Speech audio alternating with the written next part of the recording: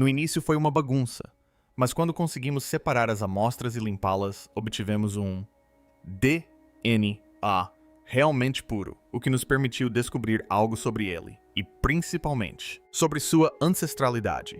É possível que os antigos astronautas tenham ensinado aos egípcios que a mumificação era uma forma de preservar suas informações genéticas no DNA. A máscara dourada do rei Tutankhamon cativou a imaginação do mundo. Mas o verdadeiro tesouro nunca foi ouro. Estava escondido em seu sangue. Após mais de 3.000 anos, cientistas decodificaram seu DNA e revelaram uma verdade chocante que muda tudo o que pensávamos saber sobre Tutankhamon e sua dinastia. O túmulo do rei Tutankhamon. A descoberta que deixou o mundo perplexo. Seus lábios, seu nariz, tudo é muito bem detalhado. Este sarcófago é uma descoberta extraordinária e única. Tutankhamon não deveria ser a estrela do Antigo Egito. Seu reinado foi curto, seus monumentos modestos, e sua memória quase se perdeu. Mas quando seu túmulo voltou à luz no outono de 1922, o jovem rei surpreendeu o mundo. O arqueólogo britânico Howard Carter passou anos escavando no Vale dos Reis, com dinheiro emprestado de seu patrono Lord Carnarvon, e estava quase sem tempo. Esta era a última temporada antes que o financiamento acabasse. Cahawit Carter e Lord Carnarvon achavam que, na verdade, não haviam encontrado o túmulo de Tutankhamun. Então, em 4 de novembro, a ferramenta de um artesão egípcio raspou o topo de um degrau esculpido. Carter removeu depois outro e outro 16 no total, descendo até uma porta selada com o selo da necrópole, de um chacal sobre 9 cativos. Carter reexaminou a descoberta. Enviou um telegrama a Carnarvon que dizia: "Finalmente fiz uma descoberta maravilhosa." E esperou. 3 semanas depois, Carnarvon e sua filha Lady Evelyn Herbert chegaram a Luxor. Nos 3 dias seguintes, a equipe expôs toda essa escadaria e a porta selada atrás dela. Em 26 de novembro, Carter fez uma pequena abertura, ergueu uma vela para o buraco e espiou lá dentro. Quando Carnarvon perguntou se ele conseguia ver alguma coisa, Carter pronunciou a frase que ainda ressoa um século depois. Sim, coisas maravilhosas. O que eles haviam encontrado era o KV-62, um túmulo real surpreendentemente pequeno, com apenas 4 câmaras. Um curto corredor, uma antecâmara, um anexo, uma câmara funerária e uma sala lateral conhecida como tesouraria. Ao contrário da maioria dos túmulos reais, as paredes eram em grande parte de rocha nua, com decoração apenas na própria câmara funerária. Um vislumbre de seu estado de espírito, de sua empolgação. Por anos, ele sonhou com este momento. Este poderia ser o ápice de sua carreira. Mas a falta de pintura era compensada pela escala. Os cômodos estavam abarrotados de tesouros. 5.398 objetos catalogados. Desde simples camisas de linho até enormes relicários de ouro, mais altos que um homem. A escavação se tornou uma maratona de 10 anos. Nada foi tocado até que Harry Burton, o fotógrafo do Metropolitan Museum, capturasse tudo em placas de vidro.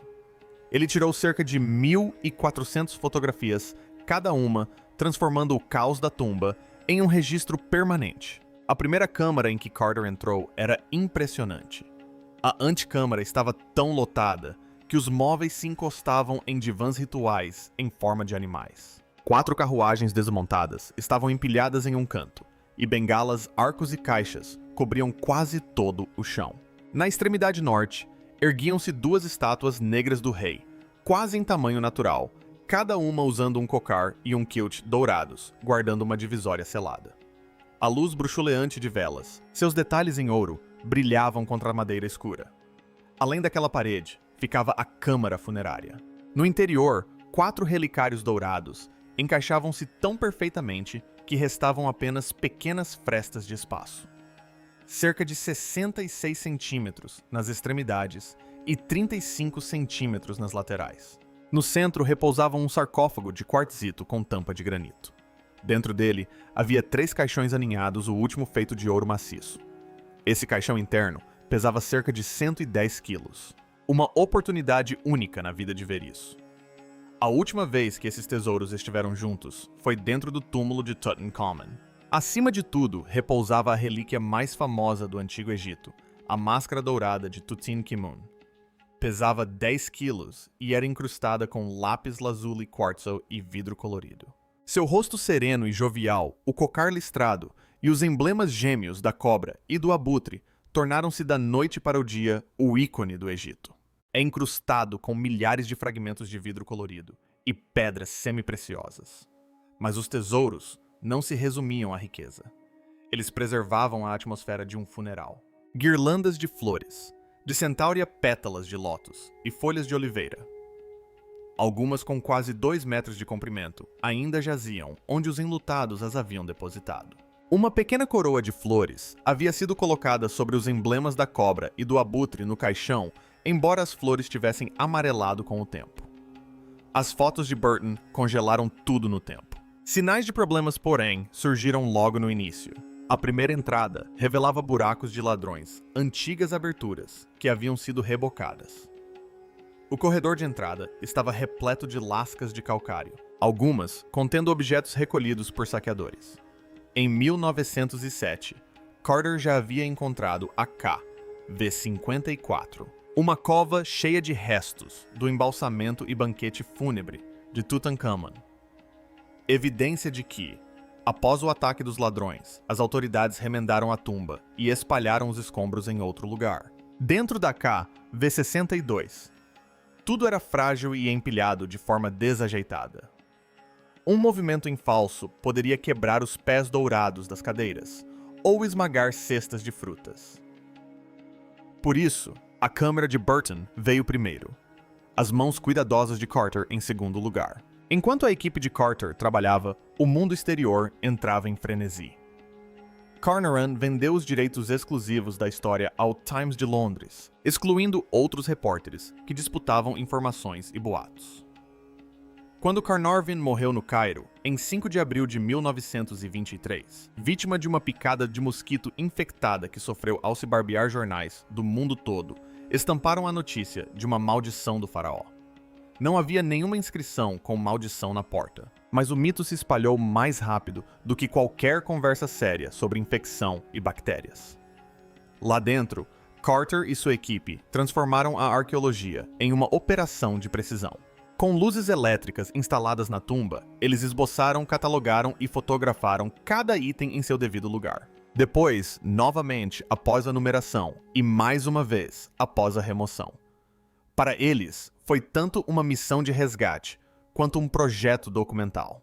Um trabalho incrível foi o necessário para retirar tudo aquilo. A disposição da tumba levantou algumas questões. O túmulo KV-62 era raso e compacto, mais parecido com o túmulo de um nobre do que com o de um grande faraó. Apenas a câmara funerária continha pinturas. Os santuários estavam amontoados em um espaço mal suficiente para contê-los. O corredor apresentava sinais de remendos após antigos roubos. Alguns equipamentos pareciam ter sido reaproveitados para cumprir um prazo. Tudo indicava um funeral apressado e sob pressão em vez de um local de descanso real cuidadosamente preparado. No entanto, aquelas câmaras apertadas ofereciam ao público moderno algo que nenhum outro túmulo havia proporcionado: a disposição de um sepultamento real, deixado como os enlutados o haviam preparado. Em contraste com o túmulo de Tutankhamun, este túmulo é, em todos os aspectos, muito mais grandioso. É maior. As carruagens apresentavam sinais de desgaste. As cadeiras ainda tinham almofadas. Sandálias estavam prontas para serem usadas. Caixas de carne e frutas estavam etiquetadas em potes. Não eram adereços. Eram os pertences pessoais de um jovem rei congelados no tempo. Em vez de artefatos dispersos, saqueados séculos antes, o mundo pôde ver o túmulo quase intacto de um faraó humano e real. Ainda assim, perguntas difíceis persistiam. Por que um rei seria sepultado em tal lugar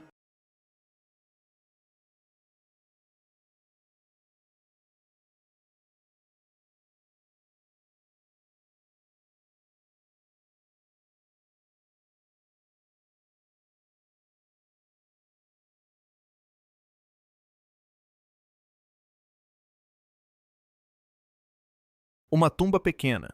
Por que a decoração era tão simples? E, acima de tudo, por que um rei ainda na adolescência precisaria de um funeral? Esses mistérios desviaram o olhar do tesouro para o próprio menino. E, por fim, para o DNA em seus ossos, onde a ancestralidade, que moldou seu destino, aguardava em silêncio. A verdade sobre a morte do rei Tutankhamon. A máscara dourada do rei Tutankhamon já havia cativado o mundo, mas o corpo sob ela carregava questões que ecoariam por décadas. Nenhum egípcio deveria ter sido mumificado dessa forma, quanto mais um faraó egípcio. Logo no início, espalharam-se rumores de que a parte de trás do crânio dele parecia danificada. E quase instantaneamente, começaram os boatos sobre assassinato. Era uma história interessante. Um jovem faraó derrubado por uma traição. Mas a verdade era bem menos sensacional e muito mais complexa. Quando a equipe de Howard Carter chegou à múmia em 1925, deparou-se com um problema brutal. Os antigos embalsamadores haviam derramado resina sobre o corpo, e ao longo dos séculos ela endureceu como cola. O cadáver havia se fundido ao caixão e à famosa máscara. A equipe de Carter não tinha equipamentos modernos, nem scanners, nem como separar os pedaços com segurança. Então eles recorreram ao calor e a ferramentas afiadas, tentando liberar os restos mortais à força. No processo quebraram ossos, partiram o corpo em seções e o deixaram gravemente danificado. Mais tarde, os pesquisadores encontrariam pequenos fragmentos ósseos dentro do crânio, mas eles não eram provenientes de um golpe brutal. Eram resultado do acúmulo de resina na cabeça e do manuseio brusco durante a década de 1920. Essa história não terminou nos anos 20. Algumas pessoas acreditam que isso se deve a um golpe na cabeça. Outras pensam que foi um acidente durante o processo de embalsamento, algo que ocorreu ainda mais tarde. Em 2005, um tomógrafo computadorizado móvel chegou a Luxor e transformou a investigação. Pela primeira vez, os médicos puderam examinar Tutankhamun da cabeça aos pés sem tocá-lo. Eles fizeram mais de 1000 cortes digitais de seu esqueleto. As imagens eram cristalinas. Não havia nenhuma fratura no crânio que correspondesse a uma lesão fatal. Os fragmentos na cabeça eram exatamente como descrito nas anotações de Carter Resina e danos causados pela escavação. Mas o fêmur esquerdo contava uma história diferente. O professor de radiologia, Ashraf Salem, está prestes a realizar a primeira autópsia virtual da história do rei Tunang. Logo acima do joelho, o fêmur apresentava uma fratura grave. Ainda mais reveladora, a resina usada para embalsamar o corpo havia penetrado na fratura. Esse detalhe significa que a lesão estava aberta quando o corpo estava sendo preparado. Em um mundo sem antibióticos, uma ferida como essa poderia levar a uma infecção rápida ou à formação de coágulos sanguíneos. De repente, a causa da morte não foi um assassinato secreto, mas uma crise médica. Uma perna fraturada que poderia ter matado um faraó de 19 anos rapidamente. Então, como surgiu a lenda do acidente de carruagem? Durante décadas pareceu a combinação perfeita. Um jovem rei vivendo intensamente, correndo em bigas pelo deserto. Então, um acidente, e tudo acabou. Em 2013, uma investigação televisiva chegou a encenar simulações de acidentes. Alegaram que um impacto em alta velocidade poderia explicar seus ferimentos. Foi dramático e rendeu manchetes, mas as tomografias nunca confirmaram totalmente essa história. É possível ver que a múmia está em péssimo estado.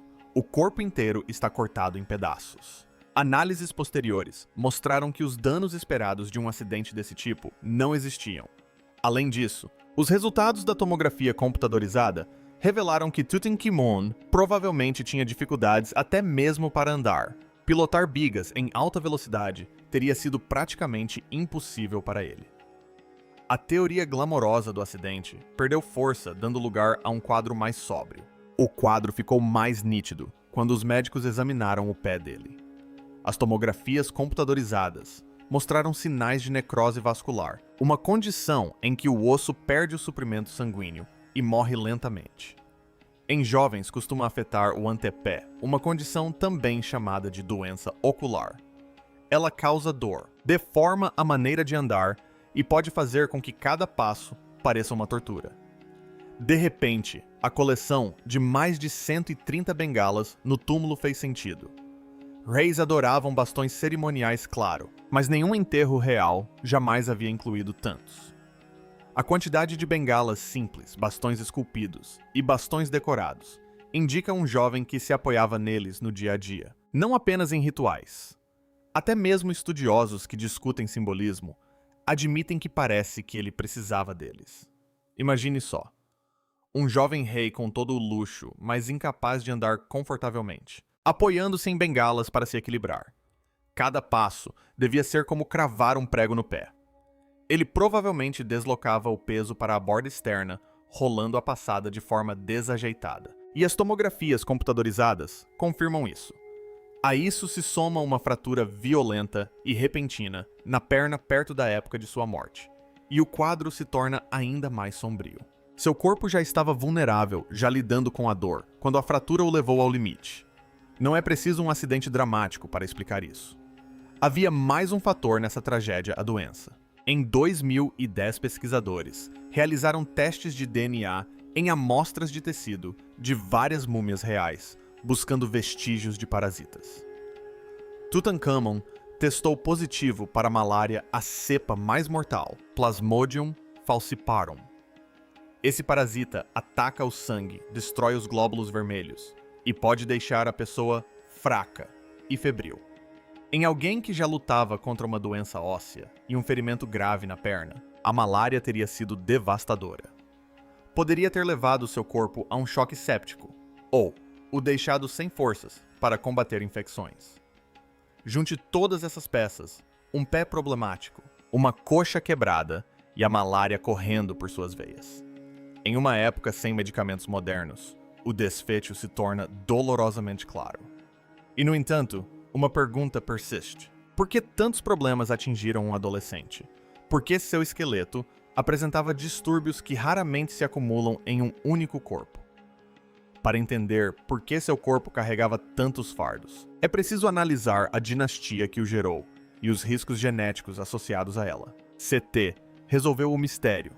Ele não foi assassinado com um golpe no chapéu, como o Egito tentou esconder a família de Tutankhamon. Quando se fala da reviravolta mais estranha em todo o Egito Antigo, geralmente se chega a um momento específico, os anos de Amarna. Foi quando um faraó chamado Amenhotep IV decidiu que o antigo sistema estava falido. Ele não se limitou a ajustar algumas regras. Ele aboliu tudo. Chegou até a mudar seu próprio nome para Akhenaten, que significa eficaz para O, e colocou um deus do disco solar flamejante no topo da religião egípcia. Durante séculos, o Egito manteve um equilíbrio entre dezenas de deuses, com Amon na frente. De repente, tudo isso foi deixado de lado em favor de um círculo brilhante no céu. E Akhenaten não parou por aí. Ele desfez as fileiras da corte real e construiu uma cidade completamente nova no deserto. Imagine a magnitude dessa mudança: tirar o coração do governo das mãos de ladrões, o antigo centro de poder, e plantá-lo na areia vazia. Ele esculpiu enormes marcos de fronteira nos penhascos ao redor do local, demarcando os limites da cidade, para que todos pudessem ver. Nesses textos, datados do 5º ano de seu reinado, ele declarou: "Este é o lugar." O nome da cidade, Akatatan, significava Horizonte do Atin, e hoje chamamos o local de Tel El Amara. Isso foi mais do que arquitetura. Foi um terremoto cultural. Os templos que alimentaram sacerdotes trabalhadores e cidades inteiras, por gerações, perderam repentinamente sua renda e status. A antiga máquina religiosa, que manteve a sociedade estável por séculos, foi destruída. Em seu lugar surgiram um deus e um rei, ambos exigindo lealdade absoluta. Mas, por mais dramático que isso tenha sido, a história não terminou com Akhenaten. Após sua morte, o Egito reagiu com força. O herdeiro do trono era apenas um menino, Tutankhamon. Seu próprio nome o declarava a personificação do número 10. Mas no início de seu reinado, ele o mudou para Tutankhamon, a personificação da lua. Sua jovem rainha fez o mesmo, mudando de Anesenpoten para Anesanun. Foi uma mudança radical e pública, um anúncio estrondoso de que os antigos deuses haviam retornado. O governo se mudou para o norte, para Mênfis, no Baixo Egito, onde a vida política poderia se aproximar das rotas comerciais e do tráfego do delta. Embora os ladrões tenham voltado a ser o centro espiritual, esse retorno à tradição está gravado em uma enorme inscrição, conhecida como a Estala da Restauração, datada do 4º ano do reinado de Tutankhamun. Um pouco de contexto sobre esta estrela, que a torna muito importante para os acadêmicos, é que ela é chamada de Estrela da Restauração de Tutankhamun. Este é o 1º ano do reinado. O texto é dramático, pintando um quadro sombrio do Egito sob o reinado de Akhenaten. Afirma que os templos ruíram os santuários, foram abandonados, e os deuses lhes viraram as costas. O Stala promete reconstruir santuários, recontratar sacerdotes, retomar festivais e restaurar as oferendas. Parece propaganda, mas propaganda com uma missão. Um rei adolescente dizendo: vamos consertar essa bagunça. Vamos restaurar o Egito. Essa mensagem foi tão poderosa que governantes posteriores a reutilizaram. Ainda assim, por trás da fachada pública de restauração, o trono de Tutankhamun vacilava. No interior de seu túmulo, na Sala do Tesouro, a equipe de Howard Carter fez uma descoberta comovente: 2 pequenos caixões contendo os restos mumificados de meninas bebês. Essas 2 múmias de bebês foram sepultadas com seu pai no túmulo de Tutankhamun. Eles foram colocados juntos em uma caixa de madeira, um com a cabeça em uma extremidade e o outro com a cabeça na extremidade oposta. As bandagens ainda continham os selos da necrópole real. Perto dali, havia outro caixão contendo uma mecha de cabelo da rainha Tia. Ela era a poderosa avó de Tutankhamun e a grande esposa real de Amenhotep III. Exames médicos posteriores mostraram que um dos fetos havia atingido cerca de 25 semanas de gestação, enquanto o outro estava quase a termo por volta de 37 semanas. O significado era claro e trágico. Tutankhamun e Ankhesenamun haviam perdido 2 filhas antes do nascimento. Não havia nenhum filho sobrevivente, nenhum herdeiro à espera. Numa cultura que valorizava a sucessão natural de pai para filho, isso era um problema sério. Esse problema tornou-se ainda mais evidente após a morte de Tutankhamun.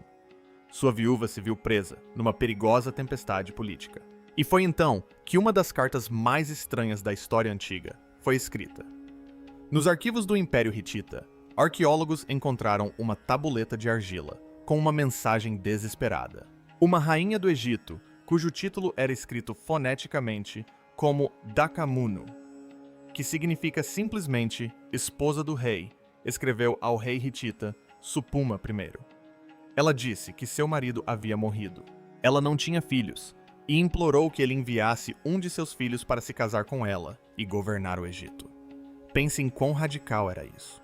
Uma rainha egípcia buscando apoio fora do Vale do Nilo, pedindo a uma potência estrangeira que lhe enviasse um príncipe para assumir o trono do Egito. Isso nunca havia acontecido antes.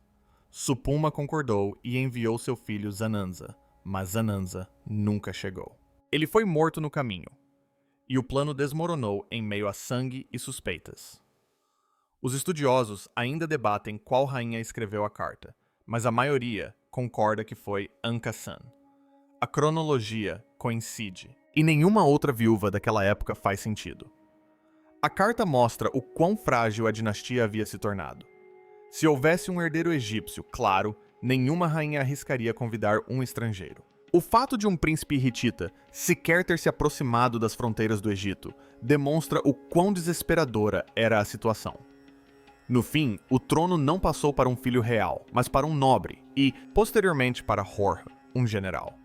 Essa é a linhagem que vemos nas listas reais posteriores. Mas a confusão que se seguiu mostra o quão instável o Egito realmente estava após o curto reinado de Tutankhamun. E essa instabilidade alimenta a questão maior, Souls. Quem eram exatamente os pais de Tutankhamun? Por que a linhagem real era tão frágil? A resposta não é fácil de encontrar em uma parede ou estátua, porque essas paredes e estátuas foram literalmente desfiguradas. Após Amarna governantes como Horemheb quiseram apagar todo o episódio. Eles reutilizaram blocos dos templos de Akhenaten como material de preenchimento para novas construções. Eles apagaram nomes, reescreveram inscrições e se apresentaram como os legítimos herdeiros de Amenhotep III, ignorando o faraó herege e sua linhagem. O que nos resta é uma história repleta de lacunas e edições. Akhenaten era o corpo misterioso, encontrado em Ka V55. A mãe de Tutankhamon era uma das irmãs de Akhenaten, ou sua famosa esposa, Nefertiti. Com tantos nomes apagados, posteriormente, tornou-se quase impossível saber. E por décadas, os estudiosos só podiam discutir e debater sem respostas claras. Então veio a descoberta. No início dos anos 2000, o Conselho Supremo de Antiguidades do Egito lançou o projeto Múmia Egípcia, um plano ousado para usar a genética moderna para dissipar a confusão. A ideia não era apenas satisfazer a curiosidade. Era mapear a família real do final da 18ª dinastia, para conectar pais, filhos e irmãos com certeza científica. Não se tratava de um trabalho amador. O projeto utilizou regras rigorosas para evitar contaminação. As amostras foram coletadas apenas de ossos sólidos ou tecidos bem preservados, com as superfícies limpas por produtos químicos e luz ultravioleta. As ferramentas eram novas para cada amostra. Os funcionários usavam máscaras e luvas, e seus próprios perfis de DNA foram registrados para detectar contaminação. Cada local de teste foi documentado e fotografado. Tomografias computadorizadas das múmias orientaram a coleta de amostras e forneceram informações médicas adicionais. A equipe não testou qualquer pessoa. Eles se concentraram em 16 indivíduos, com a melhor chance de esclarecer a família de Tutankhamon. Isso incluía o próprio Tutankhamon da tumba Kai, 62. O controverso indivíduo, do sexo masculino, da tumba Kavi, 55. A mulher mais velha e a mais jovem da tumba Kavi, 35. Amenhotep III e sua rainha Tha, e os pais de Tier, Yuya e Tuya, que estavam surpreendentemente bem preservados. O estudo também incluiu os 2 fetos da tumba de Tutankhamon, as 2 mulheres da caverna, 21, que poderiam estar ligadas ao berçário real, e outros indivíduos, que poderiam fundamentar a árvore genealógica. Os marcadores de DNA escolhidos foram repetições em tandem curtas, ST, RS pequenos trechos repetidos de DNA que tornam a impressão digital genética de cada pessoa única. A equipe testou marcadores autotômicos, herdados de ambos os pais, e marcadores do cromossomo ISPS-I que seguem a linhagem paterna. Cada resultado foi repetido e comparado em um segundo laboratório. Controles negativos foram executados constantemente para garantir que nenhum DNA moderno se infiltrasse. Os participantes foram escolhidos às amostras asseguradas e os protocolos rigorosamente controlados. O que se seguiu não foi especulação. Foi o veredito bruto da genética. O segredo de família escondido no DNA de Tutankhamon. Os testes de DNA, finalmente, puseram fim a um século de discussões e palpites. Um laboratório foi instalado dentro do Museu Egípcio, e outro laboratório independente operava na Universidade do Cairo. Desse esforço, surgiu uma árvore genealógica de 5 gerações, elaborada com ciência, não com base em palpites. E a conclusão foi tão clara quanto chocante. O corpo masculino da tumba Ko e 55 revelou-se ser o pai de Tutankhamon. A mulher mais jovem da tumba Ka, V55, revelou-se ser sua mãe. E a reviravolta, os 2 não eram apenas um casal.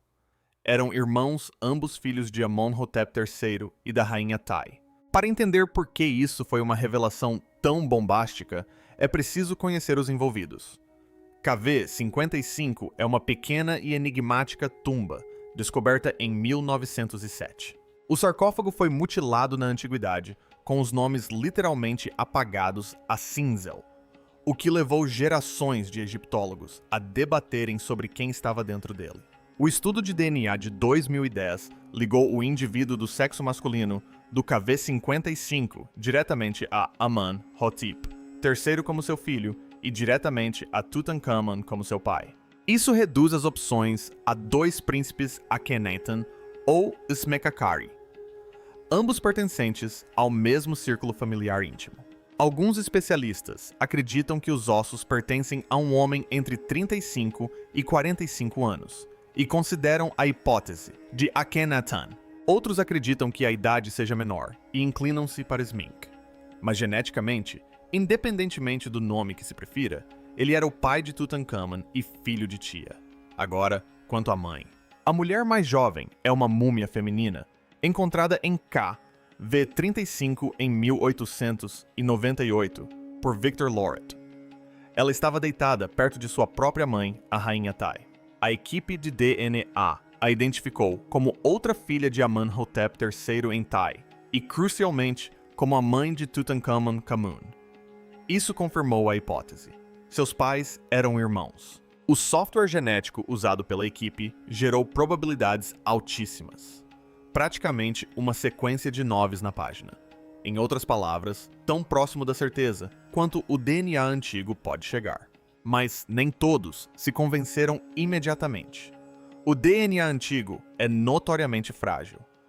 E o Egito é um dos ambientes mais hostis do mundo. O calor, a umidade e as resinas de embalsamamento atuam em conjunto para corroer as cadeias genéticas. Os céticos temiam que o que a equipe tivesse encontrado pudesse ser apenas contaminação. Os cientistas previram esse desafio e por isso implementaram medidas de segurança desde o início. Realizaram o trabalho em 2 laboratórios. Separados, registraram o DNA de cada participante e repetiram os testes diversas vezes. Mais tarde, em 2017, uma nova pesquisa confirmou o que eles já haviam demonstrado. O DNA antigo autêntico pode de fato sobreviver em múmias egípcias, se manuseado com cuidado. Essa comprovação adicional apenas reforçou a confiança de que os resultados publicados em 2010 eram genuínos. E isso nos leva de volta ao próprio Tutankhamun. E é aí que a história retorna ao corpo que conhecemos tão bem de seu túmulo. Casamentos entre parentes próximos aumentam o risco de problemas recessivos. O tipo de condição que só aparece quando ambos os pais carregam o mesmo gene oculto. A pesquisa, que será exibida em um documentário da BBC, mostra evidências de que ele foi fruto de uma relação incestuosa. A equipe de pesquisa não chegou a um diagnóstico específico para Tut. Em vez disso, eles conectaram as peças, que já estavam sobre a mesa. Seu esqueleto apresentava problemas ósseos e deformidades nos pés. Seu túmulo continha um número incomum de bengalas, não apenas adereços cerimoniais, mas muitas delas desgastadas pelo uso real. Dentro do túmulo, Howard Carter encontrou 6 bigas. Além disso, testes de DNA encontraram vestígios de parasitas da malária, o tipo mais mortal em Tutankhamun e em alguns de seus parentes. Os pesquisadores acreditam que o rei Tutankhamun morreu de malária aos 19 anos e viveu o resto da vida com cola.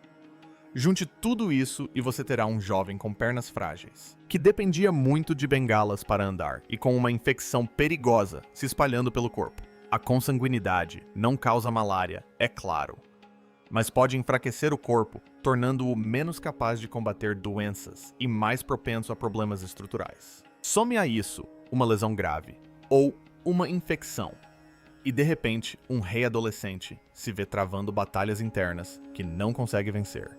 Obrigado por assistir. Agora, confira os vídeos que aparecerão na tela para mais histórias inacreditáveis.